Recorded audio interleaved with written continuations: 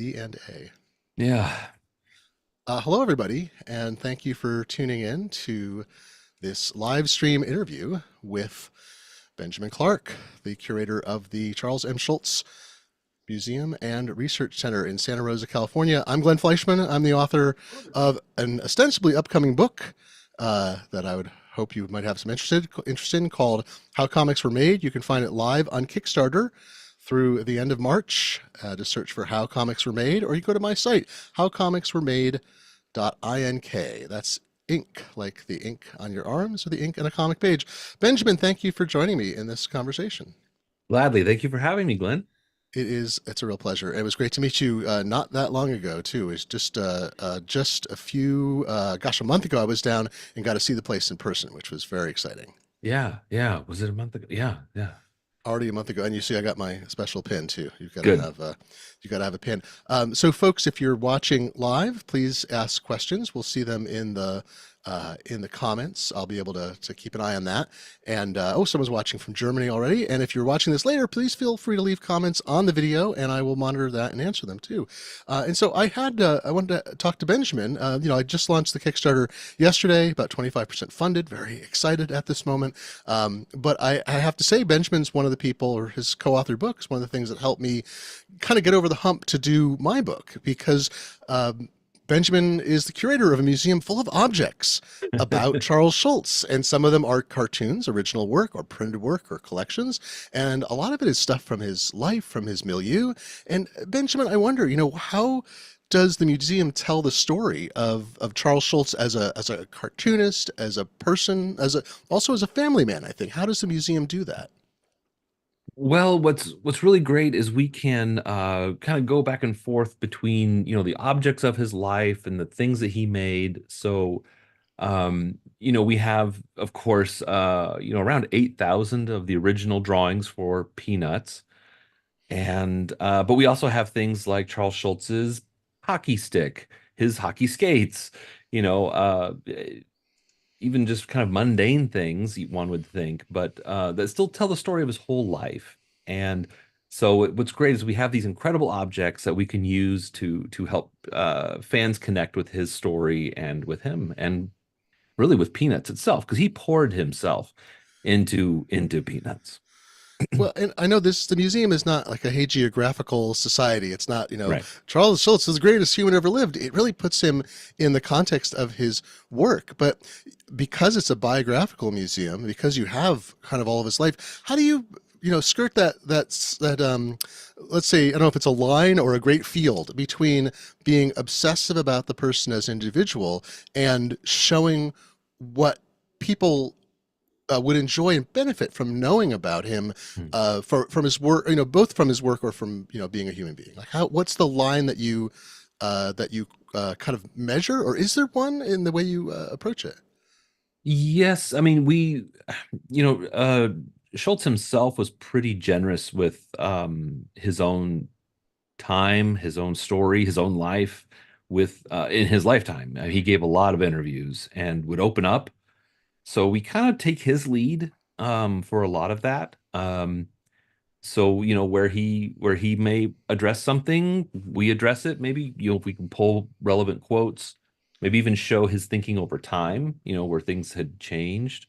Um, or but things he doesn't really talk about. It's like, well, yeah, he never really talked about that. We don't know. It's just like we Hmm. can speculate, and sometimes, we try not to do that. We try not to speculate um too much, on those kinds of things, because who knows? I feel like from my work in researching the history of comics, and particularly, there's kind of this period of the public domain, and then this iffy period that extends from like 1928 to the 1960s, where you can have to research rights, or you have to find people who's not only are they passed away, but their estates have disappeared, or did they have an estate, and then Yeah. into kind of a more modern area where you can actually find people and talk to them. And I thought one of the things that strikes me as a historian, and when I go into the Schultz Museum and when I talk to you or talk to your archivist, got to, visit and look at the archives, is that you have all his stuff, but you also have a relationship with the estate, with the licensing group, with, Jeannie Schultz is still alive, and people said that she comes in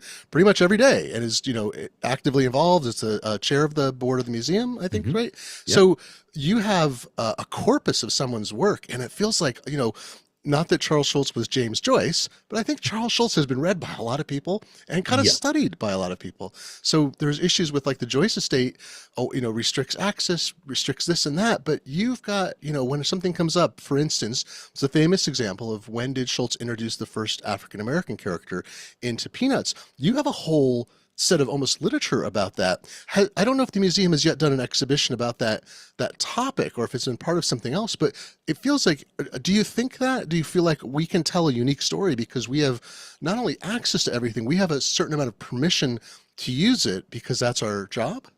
Absolutely. I mean, not just permission, like encouragement, and Jeannie's a great example. Mrs. Schultz, though, she's his widow and, you know, loved him truly, deeply, and still does.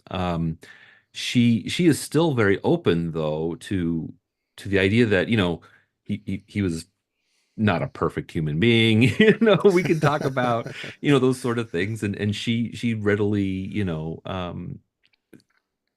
either addresses it or just acknowledges it, or, whatever, could Charles Schultz be grouchy? Yes, he could, and, and it's kind of like, well, yeah, of course, he was a guy. And, but, but no, she especially has, also a point of view of that, this stuff is now, given over to the fans and to the people who love his work, and he gave of himself to that. And so now we are the ones who interpret, his life. Um and so definitely encouraged, not just permitted. It's pretty great. Having access to that whole body of work lets you answer questions like we were talking when I was down there, the did Charlie Brown own Snoopy? Yeah. You talk about that because that's one of those things you're like, as somebody who I grew up in the 70s, and I was reading Peanuts in the 70s, and then for decades after, and I reread it. And to me, Yeah. it's like, well, and I'm sure I went back and read archive ones, but I'm like, well, Snoopy's kind of his own dog, but he's also Charlie Brown's dog. What did you discover recently about that Yeah, subject? we came across a letter. It's from 1960, and Charles Schultz is writing back to a young fan who had written to him with a couple of different questions and things. And one thing that annoyed him a lot, and so he thanks her for correcting people around her when she says, there's no character named Peanuts in Peanuts, and that bugged him too. And so Wow. he's like, well, thank you for doing that. Keep doing it, and then he addresses obviously maybe something she had asked in her letter to him, which we don't have, unfortunately. And he says, Snoopy doesn't really belong to anyone. He gets a bite of food and affection, but also some insults along the way, where he can. And it's really like, wow, okay, 1960. I mean, we kind of knew Snoopy was just kind of a neighborhood dog, definitely 1950, 51, 52. But, after a bit, it gets fuzzy. It's hard to really Hmm. pinpoint when Charlie Brown like distinctly owns Snoopy. And so this letter from 1960, though, was a big surprise. I mean, just that late in Schultz's own mind, at least, Snoopy doesn't belong to Charlie Brown, which was just a shock. Although I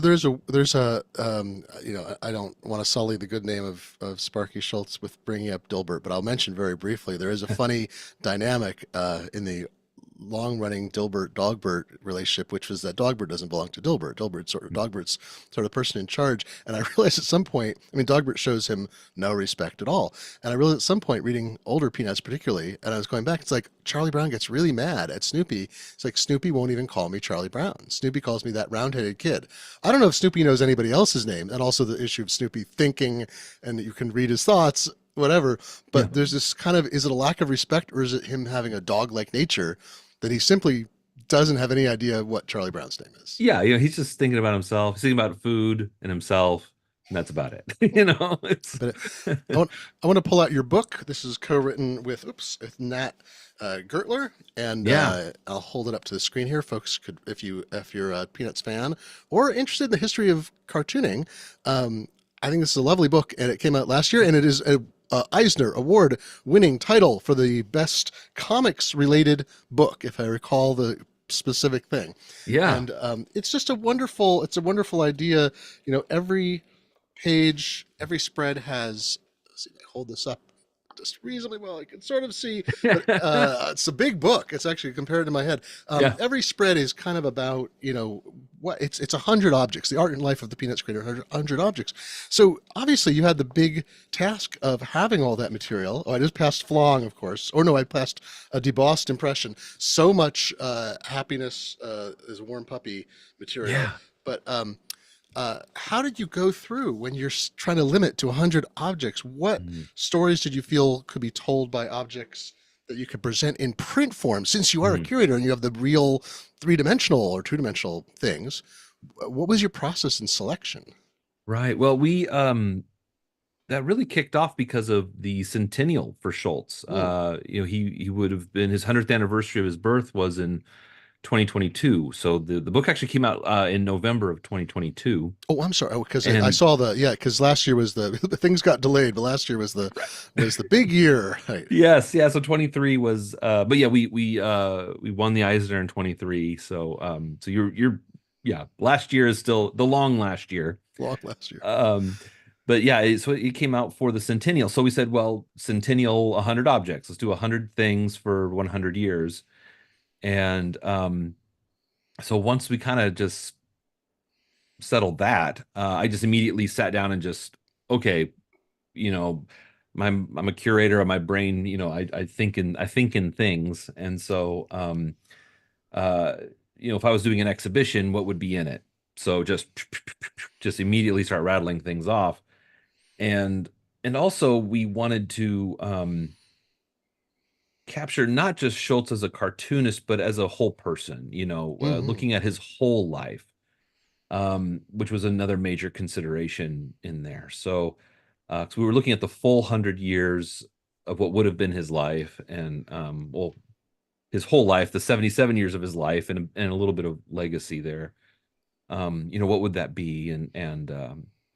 So, that's why we begin at the beginning. We have this incredible object of a postcard his father wrote, within a day or two of his birth, telling his in-laws, hey, we had a baby boy, everybody's doing fine. And we have that, which is just incredible. And so it's like, well, that's as close as we can get to being in the room, and it's pretty incredible to be there pretty much at his birth. We have an object that goes back that far. And um so yeah, some of those things just sprung immediately to mind. And then other things were kind of like, well, do we capture, like we're looking at the whole man. It's like, well, what do we want to represent this part of his life? What about that? It's like, well, how much of this do we bring in? And what are some things that could represent that? And so there was kind of a balance that had to be found, and a lot of conversations with again with Jeannie. She had a lot of input on that as well. And so it was really,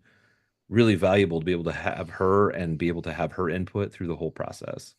And this is kind of an extension of the museum in print form too. So if you visit the Right. museum, I saw a lot of copies in the museum gift shop. You get a copy and helps you remember what you saw, but also the things that can't be shown. You can't show everything at Yeah. once. I mean, maybe someday you'll produce I saw it the other day. It's a raisonné. Is that it? The catalog raisonné or something? And Yeah. the Oh, that'd be complete, every single piece, and not necessarily all with photos, but I know you have, there's a full-time archivist. There's like you have collections of materials. You're trusted with preserving it. So Mhm. it seems like a big task just to manage what's there. Do you have a sense in your head? It sounds like you started writing things down. Mhm. Is this a curator gift? Is this how you know like you're destined to go into curatorship, that you I, can remember lots of disparate things? I don't know. I don't know if it's a gift or not, but Gift yeah, or sure. curse? Yeah.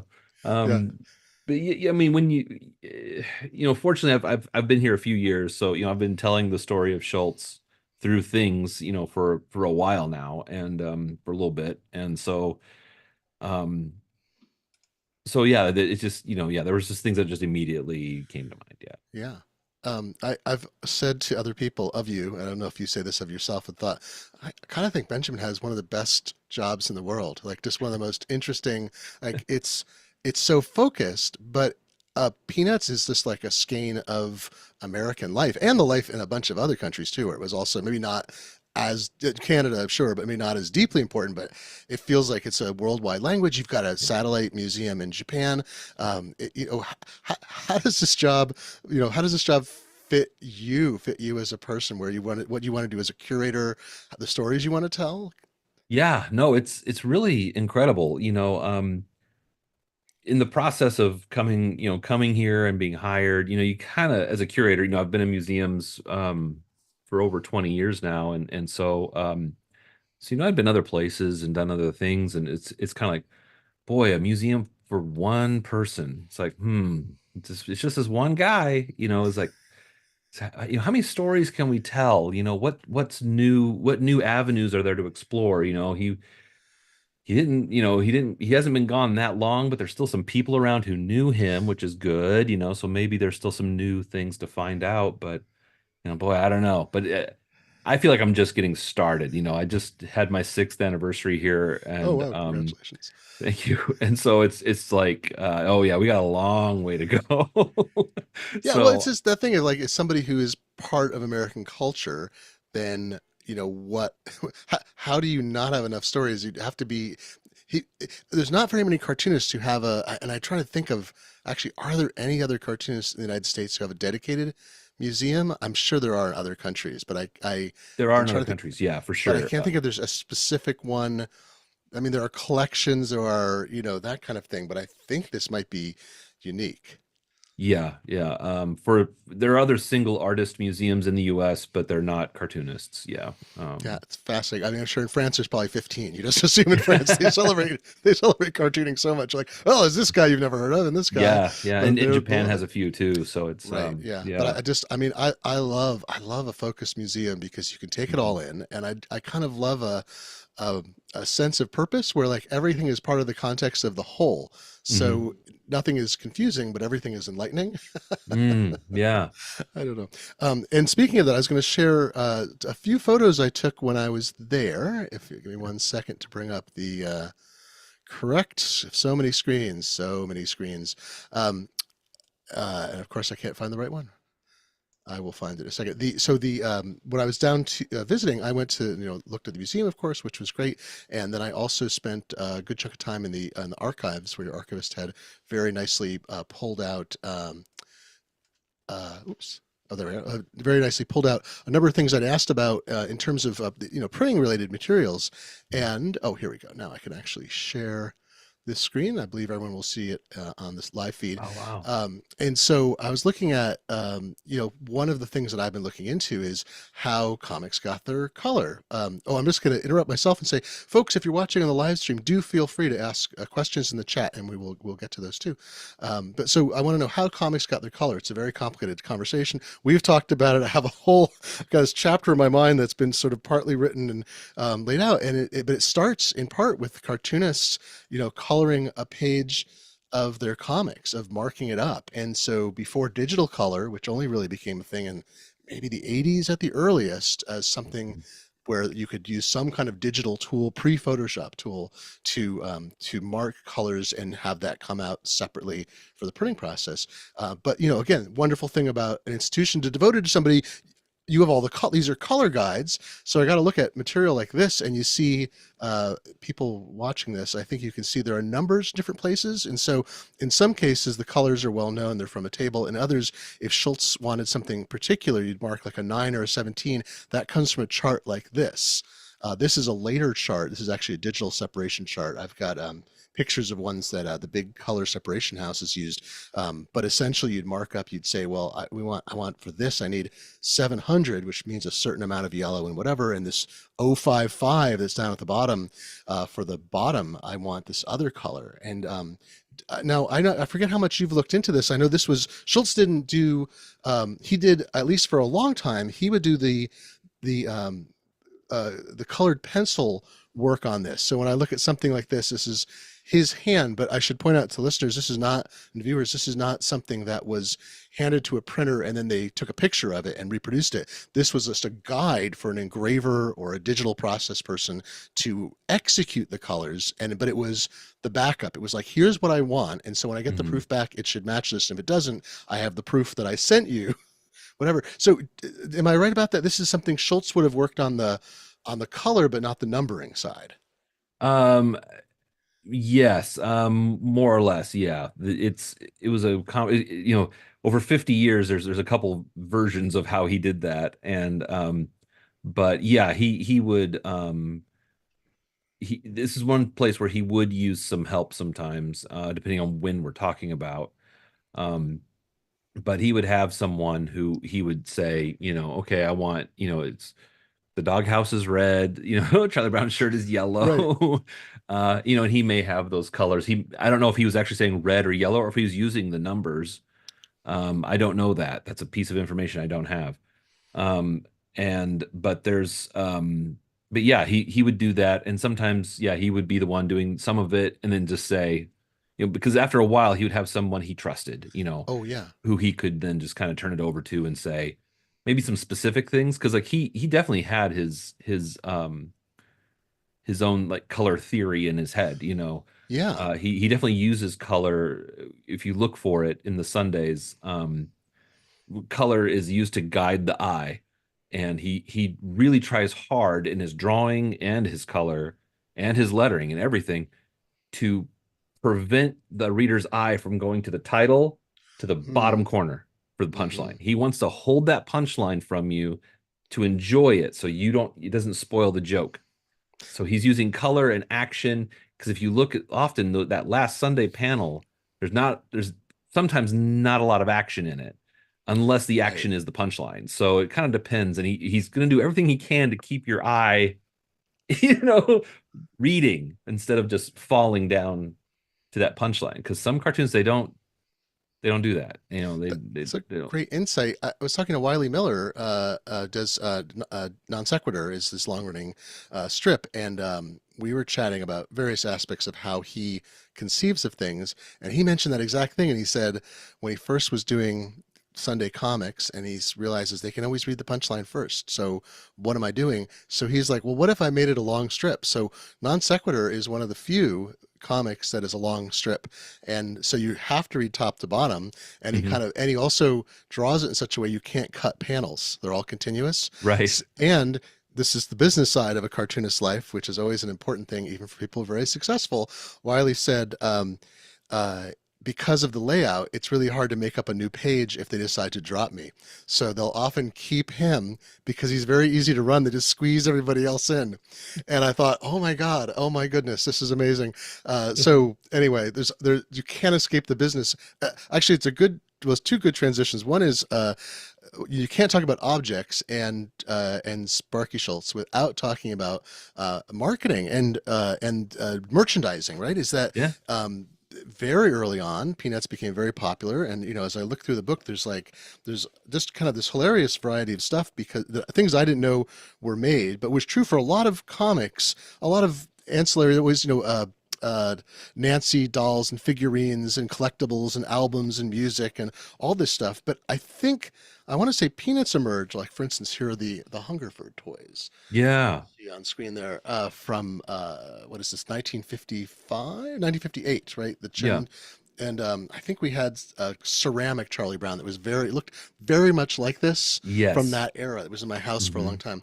And but it feels like Schultz was merchandising and licensing at an era when a lot of that started to die down. So that kind of huge efflorescence of comics in the first half of the 20th century, where it was like one of the dominant, to an extent, I think it's hard for people to know today. It was one of the dominant cultural means. Oh yeah. And by the time like the 60s, like 50s, 60s, 70s roll around, it's not like they're less important, but they become sort of a kids. People think of it as for the kids. So it becomes less of an important cultural thing. It feels like Schultz understood how to capitalize on it, but also, how do you think it fell into that era of this, maybe a transition of comics in the readership or the perceived readership? Do you think the merchandising, the marketing relates to that? Definitely. And also in like the 50s, we have the Comics Code coming out, for comic books. Um, so the Comics Code Authority, which is, really throttles a lot of it really is what funnels, the American imagination to comics are for kids. Yeah, yeah, And because they were trying to, protect the children and, you know, all of that. And so by the time Peanuts rolls around and it's about kids, it features kid characters. Um, people it's funny because Schultz himself really didn't think of it as a kid's thing. yeah. When they're when they're nominated for an Emmy for the first special for the Christmas special, it's Charlie Brown Christmas, he and Lee Mendelson and Bill Melendez, it's for a children's program, and he was kind of like befuddled by that a little bit. He's like, "Why? Why does it say it's for kids?" And like, well, Mr. Schultz, it's a cartoon, and people kind of assume it's for kids. And he would say, I've never written Peanuts for kids. It was always Yeah. geared to adult readers, and Oh, which that's is why, interesting. Yeah. when I was a kid reading it, I didn't get Peanuts. Hmm. Sometimes I'd be like, "Why, Dad? Why is this funny?" He's like, "Oh, it'll be funny later." You know. But it's a great thing because it made you feel that's I never thought about that impulse before. It made me feel a little more grown up, not knowing things that I was reading in the comics. Because Mm, most of the comics in the 70s were, I mean, there were and still are great strips, but there's a lot of stuff that's there for older people who are just used to seeing something that's run for 70 years unchanged, and we still have, I don't want to mention names because some of these people who do them are lovely and they're the fourth generation or fourth generation family member or the fifth artist on it. But like there's yeah, strips that run today and you're like, it's there because they know the newspaper's audience is 70 to 90-year-olds. But then yeah, you have strips like Peanuts that did not insult my intelligence and thought that I could get a good joke and sometimes was really corny, so I got it. yeah. And sometimes is referencing Dostoevsky, for instance, or it's like, wait, who? What? All right, well, maybe I'll understand when I'm older. Uh-huh. Yeah, Yeah, exactly. that's Exactly. really sweet. I wanted to show another printing related thing here, again from my visit to the museum. Uh, in the archives, I've been collecting, as you can imagine. I have a lot of newspapers. Oops, I did the wrong thing there. I have a lot of newspapers reproductions of things now because I've been sorry, I just want to make this go a little bigger. Whoops. There we go. That's too big, but let's see if I can zoom out. Um, things are interfering with things. That's why everything's okay. There we go. So this is a newspaper reproduction of a strip that I have in Flong format. Um, Cool. so I will. I don't think this is the specific one. This is one I'll just hold up to the camera. I've got a document camera, but I think this is actually legible enough. And so this Flong is a like a three-dimensional object that they would cast plates from. So for instance, you'd make a plate. This is a zinc plate. You make a plate like this. It's all part of the printing process, the syndication and printing process, which you can find if you want to just get a preview of my book. I have a chapter that's the preview chapter that explains the entire syndication process. So take a look at that. Go to howcomicsweremade.inc and you can find a link there. Go to the Kickstarter campaign. Go to How Comics Were Made. Search for that on Kickstarter. You'll find it, and there's a downloadable PDF that explains that whole process. But you look at something like this, and you see the colors are a little blurry and out of register. This is I'm pretty sure this is the San Francisco Chronicle because Mhm. they did not print very well a lot of the time. It is a Chronicle, I can tell. Format wise, this is actually one of their better printed strips. Yeah, Um, this is good for the Chronicle. it's right. So you've seen them, right? This looks Here's, good. this is some random stuff on like this big white dot on another one, or, oh, sorry, that's not, there's a good one I captured here somewhere. Do I have a picture of it?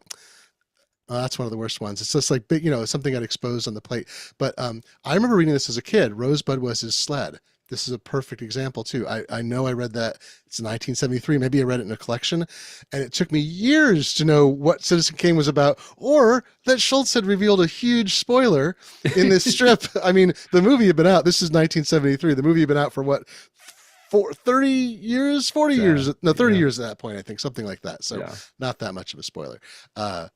But I was give a kind of glimpse of the museum just because I've got a photo. This is part of a current Yeah. exhibition that's just about to close. What's your next Yeah. exhibition coming up? It opens Uh, next month in the March. next one I'll be opening in March, I think March 17th, and it's Cowabunga. It's all about surfing, so it's going to be really, really fun. That's great. Surfing. Yeah, I forget. I mean, Schultz did a great job of. It's like not tapping into the zeitgeist, but it was kind of like he sort of knew what people were talking about, and he kind of had a sense of what was going on. So you see Totally. these references to things, and you're kind of like, well, how would he know about that? I'm like, he wasn't trying to be hip with the kids for sure. He's often No. making fun of trends and things, not like Andy Cap or something, but Al Cap rather. But like, anyway, but Schultz certainly incorporated stuff that was happening. So the surfing thing is a great example. Sometimes, where was Peanut set? It feels kind of Midwestern. It gets cold. The pond Mhm. freezes over. But Santa Rosa, it's not on the beach, but you are in California. So, Yeah, and I mean, we're not that far, from the coast. And when he was living in Sebastopol, he was even closer. oh, So, yeah, yeah. it's yeah, I mean, I don't know, 30 minutes from, the good beach, so here. And so so he would have been even closer from Sebastopol. So yeah, I mean, we have photos of him like playing on the beach with his kids and stuff like that. And but yeah, he was not a surfer or anything. But yeah, I think he was tapped because the storylines where Snoopy goes surfing are from the mid 60s. And so, we've got a lot of American pop culture is celebrating the beach and going to the beach. And the Beach Boys are out. The music is surfing. The Annette Funicello, beach blanket bingo type films are out. And there's all kinds of things going on. And we also getting the first documentaries like Endless Summer, comes out about the same time too. So there's a lot of different ways people are thinking about it and talking about it, especially here in California. So um did he hear one of his kids use the phrase cowabunga? I don't know, but he picked it up somewhere and he thought it was funny It's funny. because he loved a good funny word. And he especially loved he talked about how he liked B words. That's why Schroeder's obsessed with Beethoven. That's why Oh, Snoopy is a beagle. oh, And Linus's cow blanket. blanket, Oh, it's not funny, but still. Zamboni is a very funny word, Oh, and it has a big old B in the middle. Cowabunga is it's got a big old B in the middle. It kind of all fits. it's so funny. So he just thought B words were funny, and I don't know why. But he Is just it, says he says it like it's a known, like everybody knows this. B oh, yeah. words are funny, and it's just no explanation. That's it. So Hmm. Well, I want to talk briefly before we finish up about kind of, the focus of my book is on the printing process to some extent, but I've really tried to capture what the artist role is in that. The artist yeah. is the starting point, obviously. The cartoons are about them. And I know you have interest in it, but it doesn't really fit the magazine. The museum doesn't. Uh, I mean, we've talked about, maybe there'll be a future exhibition that incorporates printed stuff in this way, but it's not the experience of most people. But it's kind of Mhm. funny because most of Peanuts crossed, I think, three eras or maybe four eras in newspaper production, just because 1950 was probably the end of like hand engraving work, and then it moved to photographic, and then offset printing, and then digital. And Schultz, I don't think fundamentally he had to change much of what he did. There's some later stages, like the color guides could change a little bit, but he was fairly insulated from it. And as I talked to cartoonists, many of them were fairly insulated. So you have in the museum, you have in the collection some really interesting pieces of that, the color guides primarily, but actually I can show a couple elements here quickly too. Oops, if I again, this is gotta love Zoom. Sorry, every conversation on Zoom has to talk about Zoom. But there's a metal plate that was used for I believe this is a zinc plate. The zinc plates were made by syndicates for distribution. They had to be very hard, and the cutouts are because they typically like to save metal for weight and for other reasons, and so they would route out the spots that were fairly empty. So that's in the collection, and then also. Oh, do I have another picture here? I think that's the only piece that I cover that way. I can show showing some of the elements there before. Here's a good contrast I like to do when we look at cartoon sizes too. So this is a this is Muggs and Skeeter from, I want to say 1939.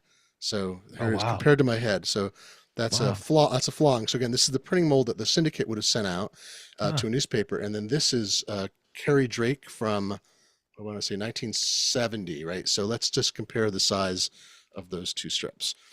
So, and Wow. Carrie Drake now is bigger. This strip is bigger than what appears in newspapers Oh, today. yeah. What appears today is actually like a fraction of that size. Not like 50%, but it's good 60% of the size. Yeah. So in my book, I'm going to illustrate that in a couple different ways, like the declining size. But how do you feel that the printing process, or this whole incredibly complicated thing to get to an end result that's sort of out of the control of the cartoonist? Like the newspaper, they don't run the newspaper. Their syndicate doesn't run the newspaper. Uh, I don't think Schultz ever talked about this, I mean, particularly, but how do you feel that affects a cartoonist's working method, the way they think about things, when the output is so out of control from all of the hard work that they put in?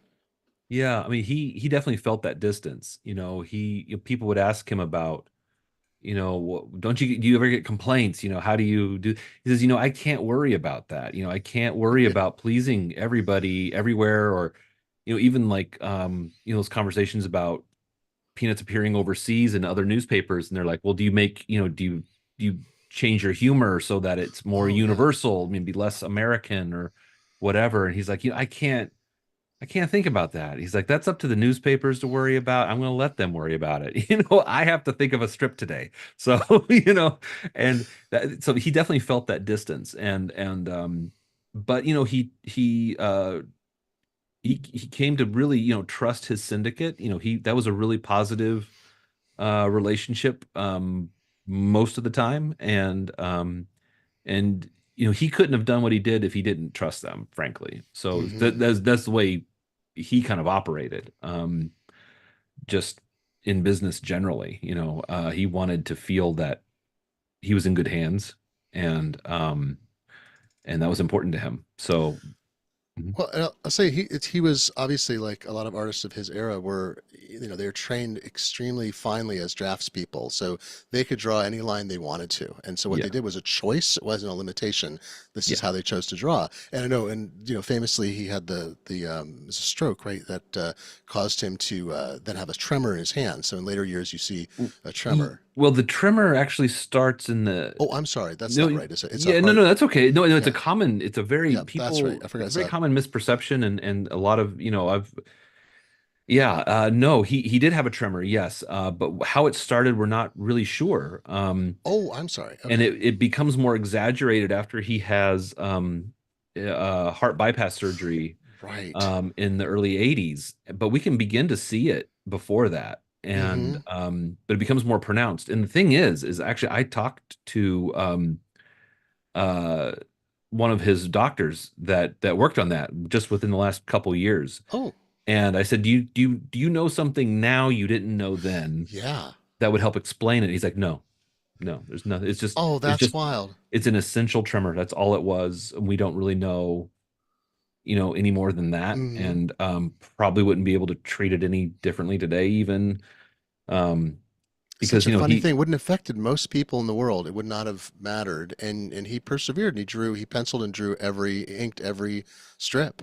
oh yeah. And so you can see it. But I was thinking the one place he took help in, this is kind of the printing process thing, is if I recall right, this is where you can help me with your great knowledge of his entire oeuvre, is I believe that he rarely used artificially applied tints until later years. As a point when those start to come in, and he's using cross hatching both, I think, for size and maybe the control he wanted over the strip.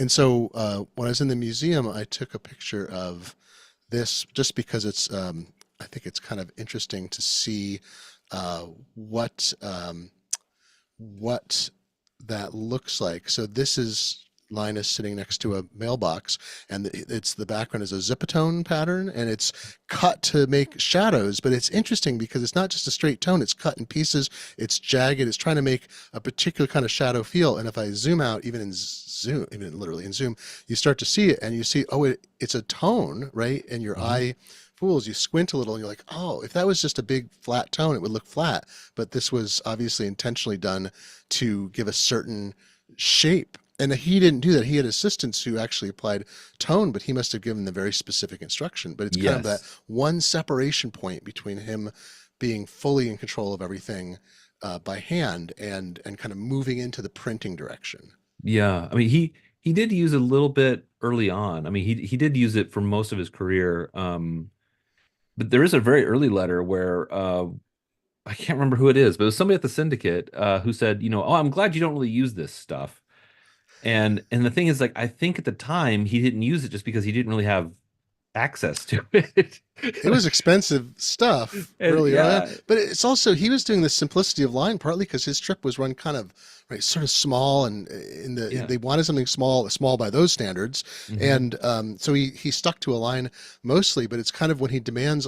There is also this issue of when you make a screen, there's a frequency in that, and so it limits the reduction size in a newspaper because if you go too small, it just turns to mud. And you can Hmm. see that even in today's papers, sometimes they don't use the digital controls correctly. But if you look back into like the 50s to 90s where there's photographic stuff going on, you'll see it. So um, I was talking to Durf Backdurf, who's the artist behind Kent State, and my friend Dahmer, and he said he was working with alt weeklies and he was self-syndicated for his strip The City that ran for decades, and he said he stopped using tint because the reduction factor would mean it would look terrible in some papers, and he's like, I just got to work with line. And so I thought of that when I was looking at kind of the history of Schultz's work, is that he often feels like he has full control if he does it all himself. When he starts to use dots, then he has to give somebody else and power, and dots don't reproduce uniformly either.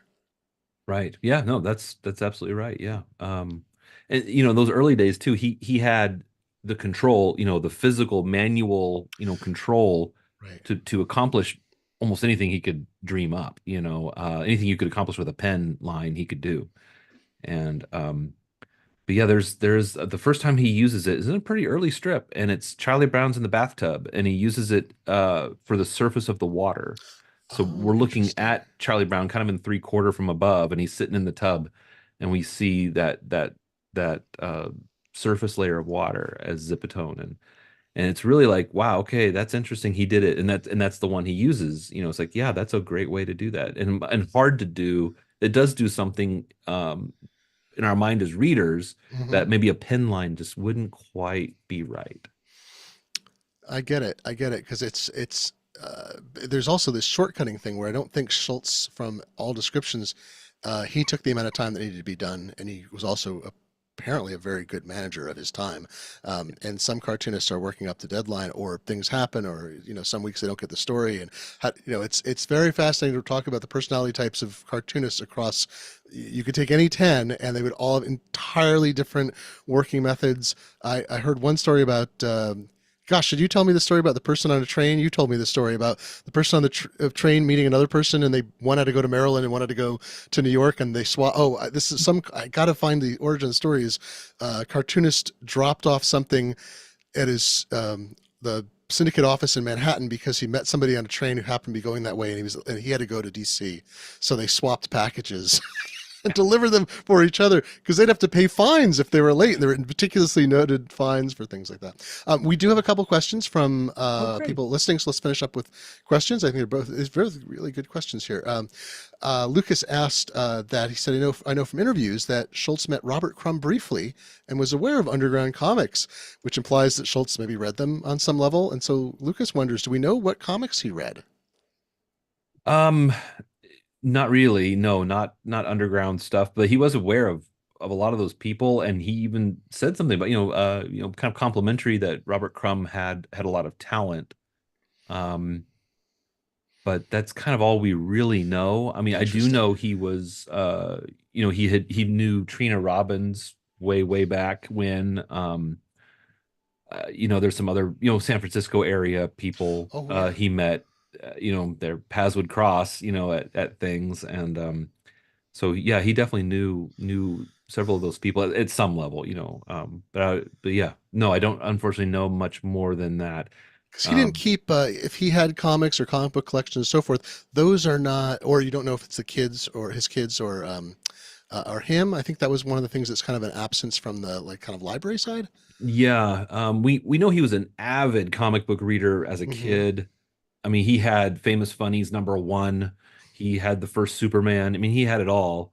It was his comment in the little big books, before Oh yeah, those. yeah. He was an avid, he said he had the biggest library of any kid in the neighborhood that had, those. And so he was a very avid comic collector. Um, and but those were all lost. Actually, there was a fire at his apartment Oh, building shortly after he came back from the war, oh, and I and see. so he lost his whole comic collection in that fire, and probably any juvenilia type drawings he would have done early on, because I know he did. He describes a few, projects he did, like as a high school student and stuff. And Oh, I I see. dearly wish we could have had some of those Yeah. things, but I think that's where those would have gone. They would have Oh, been that explains. destroyed. So there's some early artifacts, some pieces of his life that weren't in that particular disaster. It didn't caught fire, but a lot of the stuff, that kind of formative era. It's very interesting. On alternative comics, by the way, I forget if you and I were talking about it at a different time, but I discovered, I believe this is correct, that Bill Griffith, who does Zippy the Pinhead, and Bill Keane had a great admiration for each other, I think. I mean, Bill Yeah. Griffith is still with us, I, but you'll see like Zippy versions of Family Circus, and then occasionally a Family Circus that seems to mention Zippy, and you're like, what is going on? But I think I didn't ask Bill Griffith about it. I interviewed him for the book, but I'll see him again soon. But yeah, ananyway, I'll you just should love ask that. him. Isn't that wonderful, though? I Yeah. just like the idea of. I will also say there is one alternative cartoonist I met years ago who Schultz. Everyone called him Sparky. Who knew him, I gather, and he was encouraging to young cartoonists. He made time for everybody.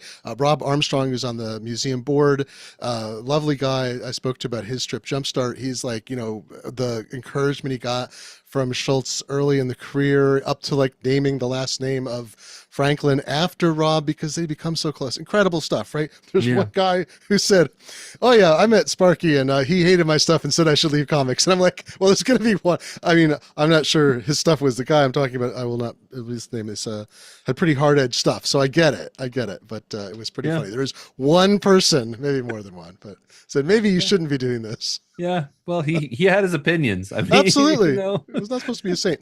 And Anne-Marie Concepcion had a question. I'm sorry, I'm using a full name. Anne-Marie, hello. She wondered if there, besides your book, if there is a biography or two of Schultz that you recommend if you want to get to know more about his uh, life. there's a few out there. They're all, um, good or good-ish. One thing I do recommend to people are the two books Thomas Ing put together. Um, this is one of them.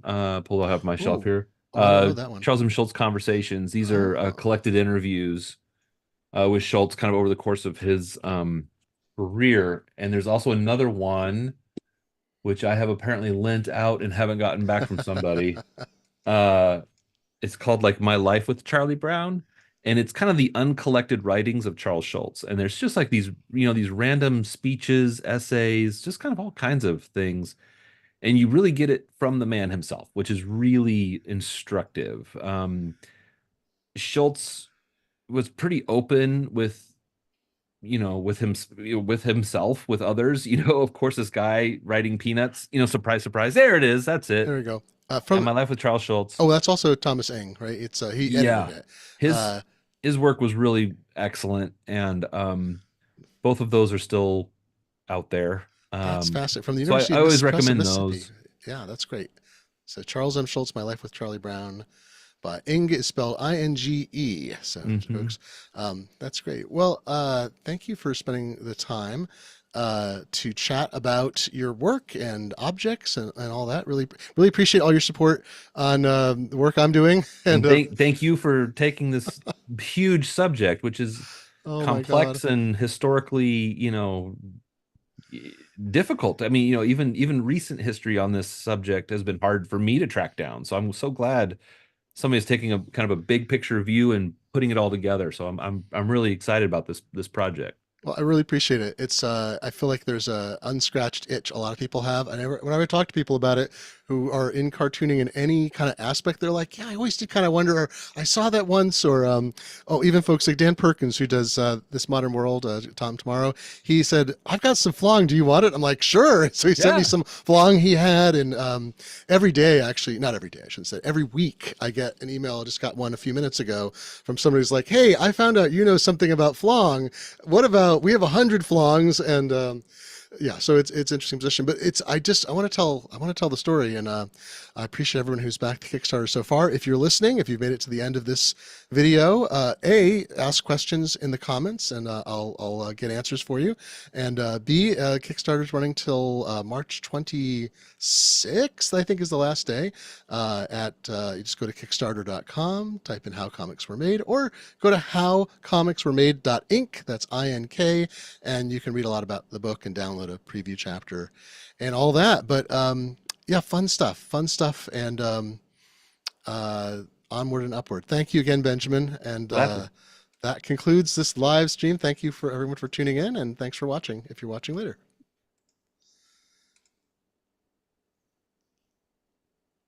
I think we're